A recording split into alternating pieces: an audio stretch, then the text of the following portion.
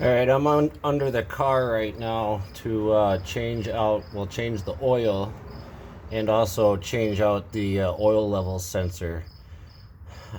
Changing out the oil level sensor theoretically isn't that difficult, but like everything else on this project so far, everything wants to fight me. So my big hang up on this were these two tabs.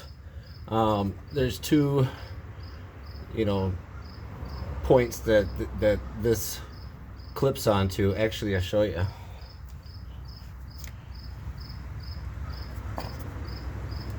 So on here, there's two little tabs. You can see that when you look at the new part. So for me to get that off, theoretically, you're supposed to just, squeeze these two tabs on the sides, but that wasn't working. So what I had to do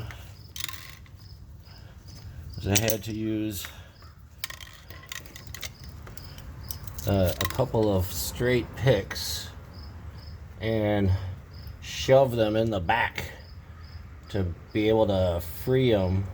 I had both of them in there like that, and with much grief I was finally able to get it off.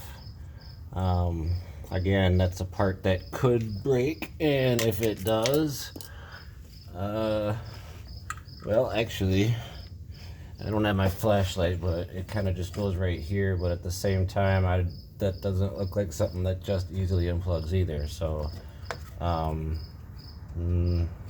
yeah, no. So anyways, got the oil drained, stopped, plugged back up.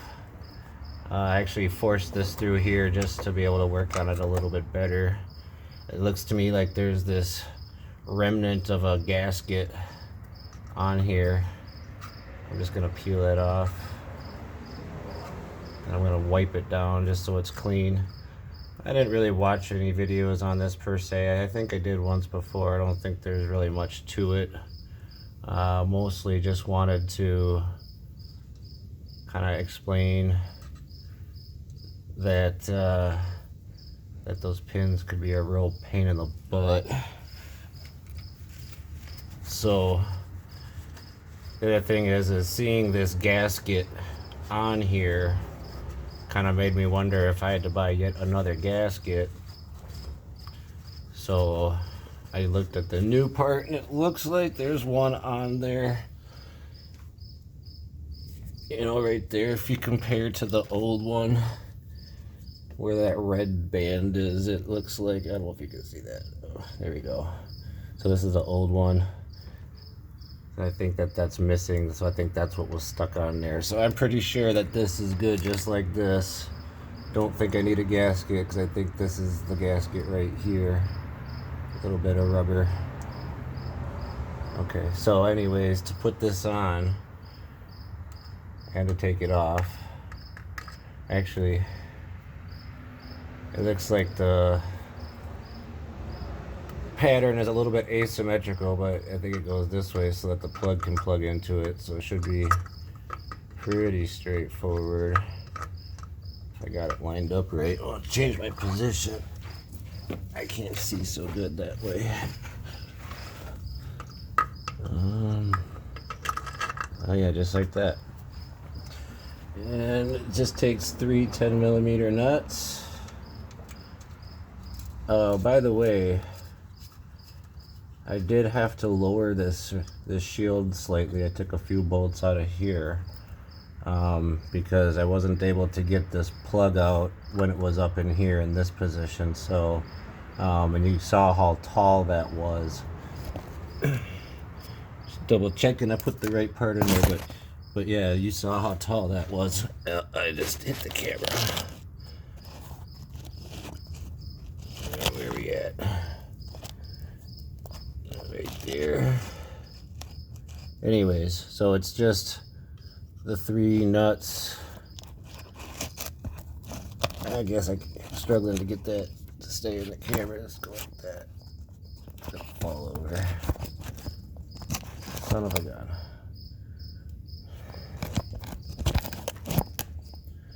I guess that's good enough.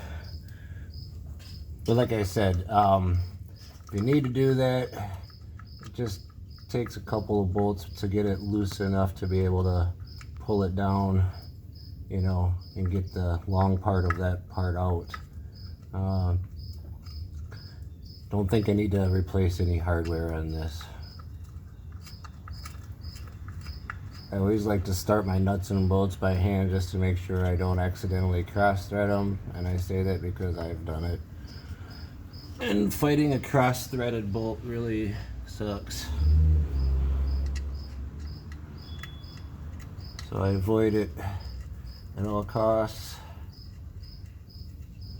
I don't know what's worse, a cross-threaded bolt or a bolt that breaks off, to be honest with you. So this is ready to be screwed in. You know, being that I have the socket on for right now, I'm just gonna put these 3 bolts in real quick.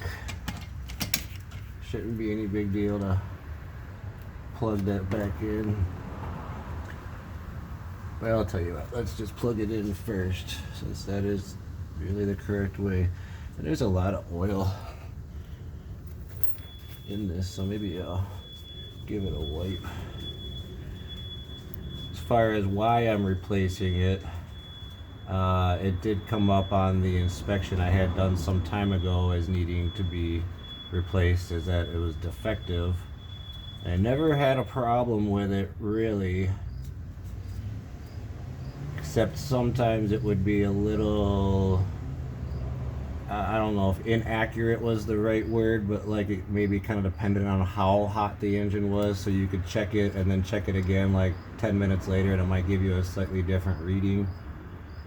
So I never had any problems. I just kind of figured it out, topped it off when it needed it. But I did one time about, I guess, I don't know, a couple months ago, maybe 2-3 months ago, I did one time have it where it just said inactive, and it did that for a couple of days and then it went away. So I thought maybe it'd be a good idea to replace it for the next guy. And this is okay, probably was trying to do it upside down. You know, let's wipe this some more.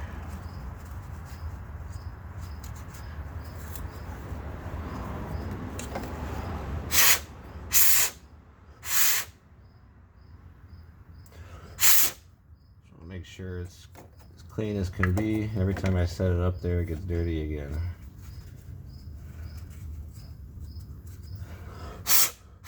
Alright, don't set it up there. And snap it in. Is my big head in the way? Probably. Alright, so that's snapped in. I can screw in the shield. I just took out 3 screws. Part of me wants to take it all off and clean it all out real good, but that's a lot of work. Again, if I was gonna keep it, maybe I would. One thing I did do and will do is I took this bottom engine plate off, which you do have to do to get access to this. It's I don't know, it's like 6 or 7 16 mil bolts. And I'm gonna clean that because that's disgusting. It's directly under all of this, so.